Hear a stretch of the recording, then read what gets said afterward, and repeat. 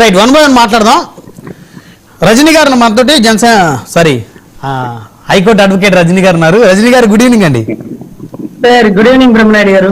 ఇప్పుడు మిమ్మల్ని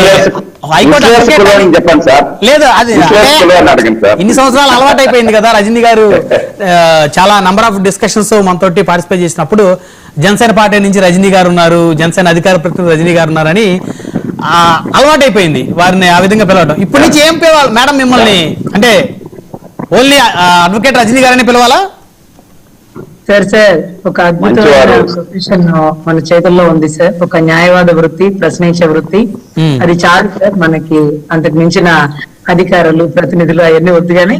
okay, anyway come to the topic sir. Sir ఇక్కడ నేను మా అన్నకి చెప్తున్నాను ఒకటే మాట, కఠినంగా ఉన్నా సరే కుక్క పని కుక్క చేయాలి, గాడిద పని గాడిద చేయాలి. ఇది మనం చేయదగింది కాదు.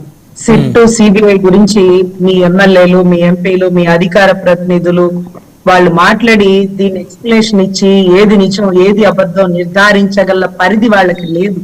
ఈవెందో మాకైనా సరే సిట్ సిబిఐ ఎవరైతే నేరగాళ్ళని అనుకుంటుందో వాళ్ళకి ముసుగులేసి అరెస్ట్ చేస్తుంది, ఫ్లెక్సీలు కట్టి రోడ్డు మీద చూపించదు. ఈ రోజుకి కూడా వైవి సుబ్బారెడ్డి గారు సిట్ దగ్గర వీళ్ళు కూర్చోబెట్టేస్తారు, సిట్ అంటే కూర్చోవడమే కదా, ఎక్కడ కూర్చోబెట్టేస్తారా అని వైవి సుబ్బారెడ్డి గారు సిబిఐకి వెళ్ళడం వల్ల ఈ రోజు రిపోర్టు పర్ఫెక్ట్ గా వచ్చింది, ఏ పంది కొవ్వు లేదన్నట్టు. కానీ 10 ml లో దొరకదు అంటే 20 ml తీసుకోండి, 30 ml తీసుకోండి, 100 ml తీసేసుకోండి. తీసుకుంటారేమో చూడండి. బ్లడ్ టెస్ట్ కి బ్లడ్ అంతా లాగేసుకుంటారా, ఇంత బ్లడ్ తీసుకుంటారా? కొంత మొత్తం తీసుకుంటారు సార్. వాళ్ళకి తెలుసు సార్, వాళ్ళకి తెలుసు పార్ట్ ఆఫ్ ది ఇన్వెస్టిగేషన్ అక్కడ సిబిఐ ఉంది. ఫర్ సపోజ్ సిట్ అనుకోండి, సిట్ ఎంత గొప్పగా ఎంక్వైరీ చేసిద్ది అంటే, సిట్ పని ఏంటంటే అసలు లిక్కర్ స్కామ్ సిట్ పరిధిలో జరుగుతుంది, మీకు తెలడో పట్టుకోలేకపోయారు.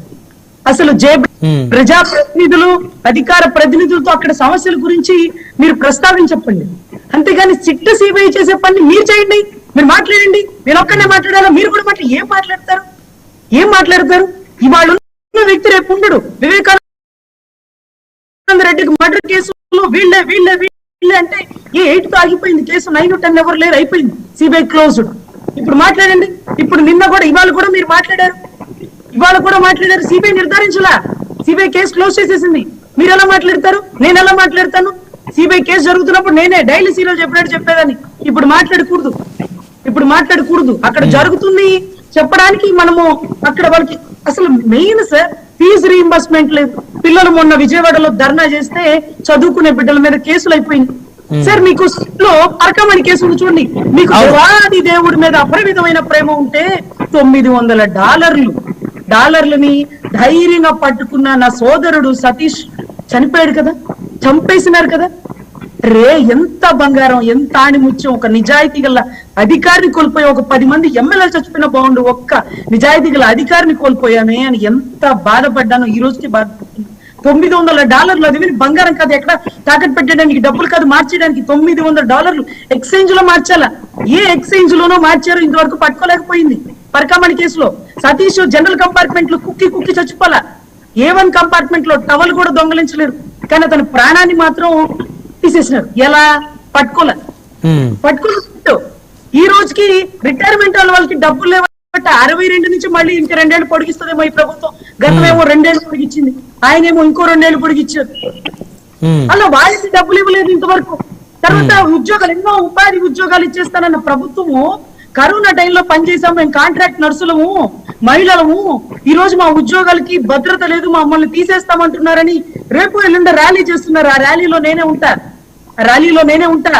ఉద్యోగాలు, ఎన్నో ఉపాధి అవకాశాలు కల్పిస్తా ఉన్నారు కదా. ఉన్న ఉద్యోగాలకి కరోనా టైంలో ప్రాణాలకి తెగించి పనిచేసిన వాళ్ళకి భద్రత కల్పించండి సార్. సిట్ సిబిఐ చేసే పనులని మీ వాళ్ళని చేయమంటారేంటి? ఒక రిపోర్ట్ ఇచ్చింది, ఆ రిపోర్ట్ లో ఎవరిని అరెస్ట్ చేస్తారు? జగన్ గారుని అరెస్ట్ చేస్తారు, వైవి సుబ్బారెడ్డి గారుని అరెస్ట్ చేస్తారు. మీరు చెప్పనక్కర్లా, మీరు మోకర్లు ఇచ్చి క్షమాపణ చెప్పనక్కర్లా, మీరు చెప్పొద్దు, ఆయన చెప్పొద్దు, ఎవరు చెప్పొద్దు. ఎవరి పని వాళ్ళు చేయండి. ప్రజాప్రతినిధిగా మీరున్నప్పుడు ప్రజల సమస్యలు చూడండి. పోలవరం ఏమైంది? కౌంట్ డౌన్ అని అనిల్ కుమార్ యాదవ్ గారు అన్నారు, ఆయన వెళ్ళిపోయారు. మనం వచ్చాం కదా, తొందర పూర్తి చేయాలి కదా, 2 సంవత్సరాలు అయింది కదా, ఎక్కడి దాకా వచ్చింది? ఎందుకు ఆగింది? అవుతుందా? ఎప్పటికైద్ది చెప్పండి. 2700 కోట్లు ఖరీదైనటువంటి వైజాగ్ భూముల్ని గీతం యూనివర్సిటీకి దొబ్బి పెడుతున్నారు. అదేమన్నా ఉచిత విద్యా సంస్థల, అదేమన్నా ఆంధ్ర యూనివర్సిటీనా? బ్రహ్మనాయుడు గారు నెయ్యి మీద మాట్లాడుతున్నారా, వీటి మీద మాట్లాడుతున్నారా?